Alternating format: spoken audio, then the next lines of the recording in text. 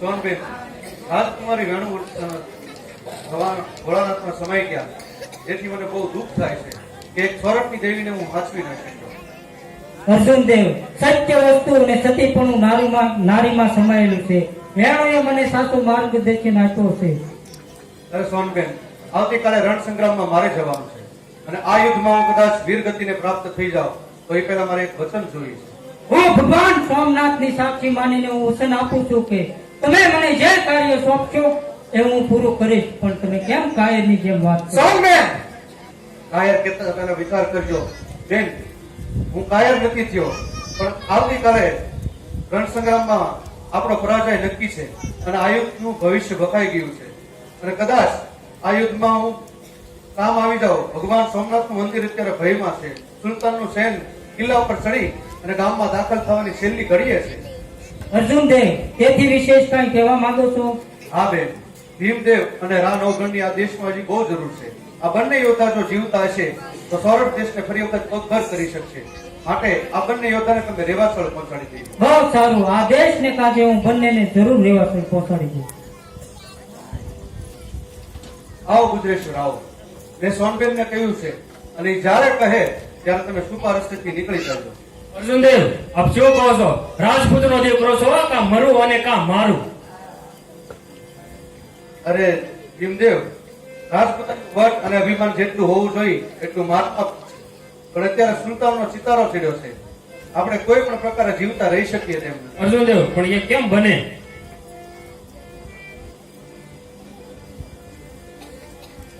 જય સોમનાથ, જય સોમનાથ, વધારો રાજસોરઠના ધણી. જય સોમનાથ. આજે મને જય સોમનાથ બોલાવવાનું કારણ? બોલાવવાનું કારણ તો એટલું જ રાજસોરઠના ધણી કે કદાચ આજે આપણું આ છેલ્લું મિલન છે. અર્જુનદેવ, એ કેમ બને? તમે નિરાશ કેમ થાવ છો? અને આવતીકાલે કાળની ઘડી વાગી રહી છે અને કદાચ હું જો આ યુદ્ધમાં કામ આવી જાઉં તો સોનબેનની સલાહ પ્રમાણે તમે ચાલજો. હે ભીમદેવ, રા નવગણ આપણી બંને પાસે હું ક્ષમા માંગુ છું કે ફરી વખત આ દેશ બચાવવો છે તો તમે બંને બચાવી શકશો. અર્જુનદેવ, રાજપૂતોને શરમાવે તેવી સલાહ આપો છો તે તમને શોભતું નથી. હા, શોભતું નથી, આપણે લાયક પણ નથી, પણ આપણે કાળને આધીન થવું પડશે. કારણ કે મનુષ્ય તો કાળનું રમકડું છે. માટે તમે જરા પણ હઠ કરતા નહીં અને સોનબેનની સલાહ પ્રમાણે ચાલજો. અર્જુનદેવ, એ કેમ બને? બને કેમ ન બને રાજસોરઠના ધણી? હું તમારી બંને પાસે ભિક્ષા માંગુ છું અને એ ભિક્ષા હું જરૂર લઈશ. તમારે સોનબેનનું વચન પાળવાનું છે. બહુ સારું. જય સોમનાથ. જય સોમનાથ.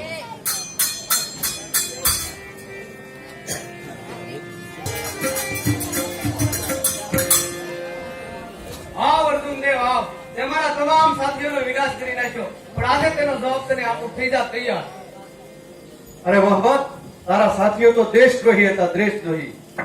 એના તો મેં બધાના કચર ઘાણ વાળી નાખ્યો, પણ આજ તને નહીં છોડું. અરે અર્જુનદેવ, તૈયાર થઈ જા. તને આપણો યુદ્ધમાં નથી છોડવાનો. અરે મોહમ્મદ, આ ધર્મના યુદ્ધમાં અમારો પરાજય થાય તો એમને અમે અહીંયા હરખ શોક નથી, પણ અમે જ્યાં સુધી રાજપૂતના દીકરા જીવતા હશું ત્યાં સુધી સોમનાથના મંદિરનું એક કાકડી પણ નહીં હરવા દઈએ. આટલું બધું અભિમાન છે અર્જુનદેવ, તો થઈ જા માટી. અરે મોહમ્મદ, રાજપૂતના દીકરા જન્મ્યા હોય ત્યારથી માટી જોય, માટી. લવારી બંધ કર, યુદ્ધ કર, તલવાર ઉપર. અરે ભગવાન જન્મા બાયલા, રામા તારી જીત પર.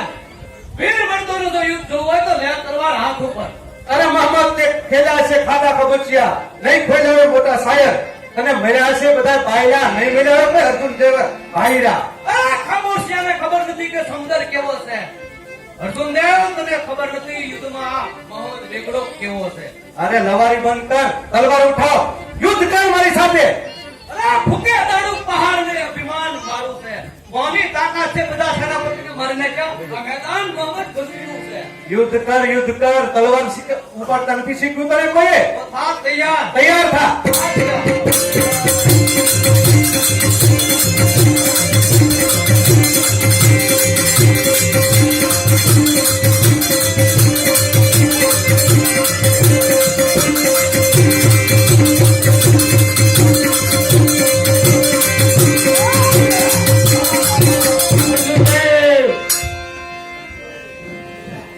ગુજરેશ્વર ભીમદેવ, આજથી આ ધર્મ ધજાનું રક્ષણ હું તમને સોંપું છું. જોજો, આ ધર્મની ધજા નીચે ન પડવી જોઈએ અને સોનબેનની સલાહ પ્રમાણે તમે ચાલજો. જય સોમનાથ. તમારી અંતિમ ઈચ્છા મુજબ ધર્મ ધજા માટે અમે અમારા પ્રાણ પણ આપી દઈશું. તમારું બલિદાન તો અમારા જીવનમાં પ્રેરણારૂપ બનશે. જય સોમનાથ.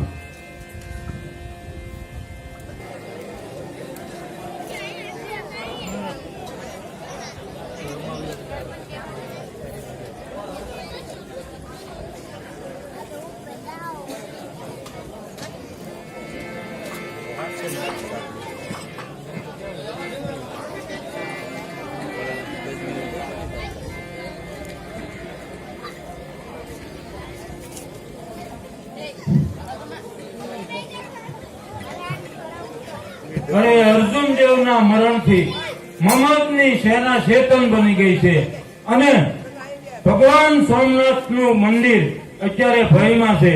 તો હવે એને બચાવવાનો કોઈ રસ્તો ખરો? એ ઠાકોર, બીજો રસ્તો તો અમારી પાસે શું હોય? પણ જો આપ આજ્ઞા આપો તો કાલે સવારે 10,000 સોમપુરા બ્રાહ્મણોને હાજર કરું અને ધર્મના ખાતર પોતાના માથાના બલિદાન આપશે. હરિદત્ત, ઉતાવળા ન થાવ. જ્યાં સુધી રાજપૂત બચ્ચામાં પ્રાણ છે ને ત્યાં સુધી બ્રાહ્મણોનું લોહી રેડવા નહીં દઈએ. એ અમારો ક્ષત્રિય ધર્મ છે. ભૂદેવ એવો રસ્તો બતાવો સોમનાથનું રક્ષણ થઈ શકે અને મોહમ્મદ ગજનીનું સૈન્ય પાછું પડે. આપની આજ્ઞા હોય તો એક રસ્તો છે, બતાવું? બતાવો બતાવો, જે રસ્તો હોય તે જલ્દી બતાવો.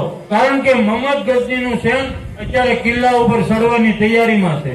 તો સાંભળો, હું એમ કઉ છું કે જો તમારામાંથી જો કોઈ 32 લક્ષણો પુરુષ હોય અને સોમનાથને કાજે પોતાના માથાનું લીલું બલિદાન આપે તો છે ને પાછું હટે, બાકી નકર ન હટે. અરે ભૂદેવ, તમને ખબર છે કે માથા વિનાના ધડ કોના લડી શકે? અરે ઠાકોર, હું ખબર વિના કઈ બોલતો નથી. સાંભળી લો, અને ધડ કોના લડે એ તમે પણ સાંભળી લો કે જે પડધનને પથ્થર સમાન ગણ્યા હોય, પર નારીને માતા સમાન ગણી હોય એવા પુરુષનું ધડ લડી શકે, તેમાં કોઈ શંકાને થાર નથી. શું રાજપૂતો બધા કાયર થઈ ગયા છો? કાયર? બસ કરો ભૂદેવ, એક પણ શબ્દ આગળ બોલતા નહીં. કમળ પૂજા કરવા માટે હું તૈયાર છું.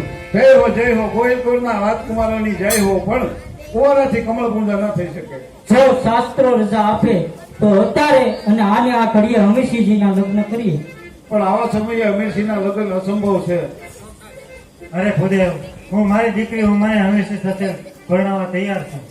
પણ આવા સમયે અમીરસિંહના લગ્ન ભીલ કન્યા સાથે અસંભવ છે. અરે ભૂદેવ, હું ભગવાન સોમનાથની સાક્ષી કહું છું કે હું ઉમાના પાલક પિતા છું અને ઉમા એ તો રાજપૂત જસવા કુળની રાજકુમારી છે. તો પછી ઘડિયા લગ્ન ઘડિયા તોરણ સોમનાથની સાક્ષી આજે જ અમીરસિંહના મંગળ ફેરા વર્તાવો. લ્યો ભૂદેવ, તમારા હાથે મીંડોળ બાંધો અને હું કન્યાદાન કરીશ. ચાલો.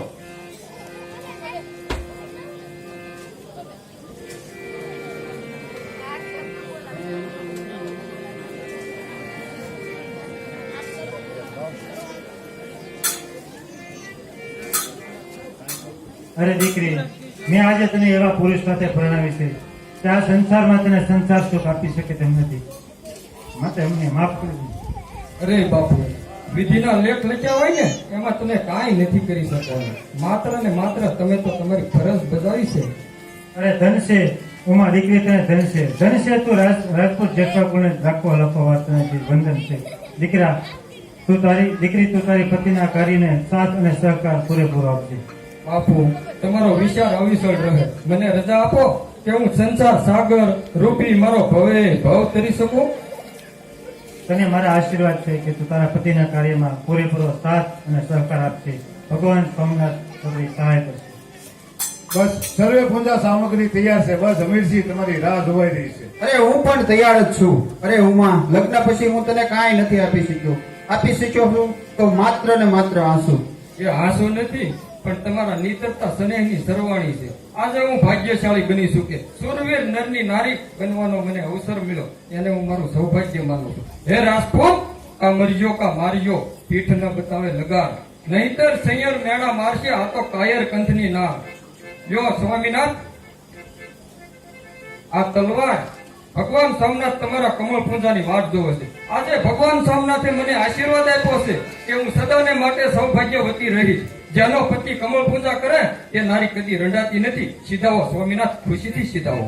અરે ઉમા, આ તારી મહાનતા જોઈને હું તો ગૌરવ અનુભવું છું કે મને નારી નહીં પણ નારાયણી મળી છે. પણ મારી કમળ પૂજા પાછળ આપ છતી ન થતા સોનબેન કે તે સલાહ પ્રમાણે ચાલજો. તમારી ઈચ્છા પ્રમાણે જ હું ચાલીશ. સીધાઓ સ્વામિનાથ, ખુશીથી સીધાઓ. જો તારે જય સોમનાથ. જય સોમનાથ.